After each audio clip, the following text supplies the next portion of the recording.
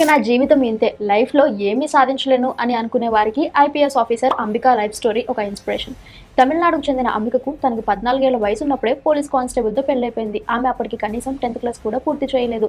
18 ఏళ్ల వయసు ఉన్నప్పటికీ ఆమెకు 2 పిల్లలు. ఇక ఇంటి బాధ్యతలలో నిమగ్నమై ఉన్న అంబిక ఒక రోజు తన భర్తతో కలిసి రిపబ్లిక్ డే పోలీస్ పెరేడ్ చూడడానికి వెళ్ళింది. అక్కడ ఐపీఎస్ ఆఫీసర్స్ ఇస్తున్న గౌరవాన్ని చూసి తనకు మళ్ళీ చదువుకోవాలని, తను కూడా ఐపీఎస్ ఆఫీసర్ అవ్వాలని ఆశయం పుట్టుకొచ్చింది.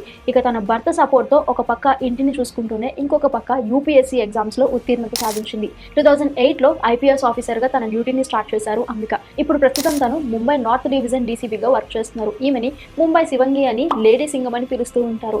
మనం మనసులో ఏదైనా గట్టిగా అనుకుంటే దానికోసం పట్టుదలతో ప్రయత్నిస్తే ఏదైనా సాధించవచ్చు అనడానికి నిర్వచనమే ఐపీఎస్ ఆఫీసర్ అంబిక స్టోరీ.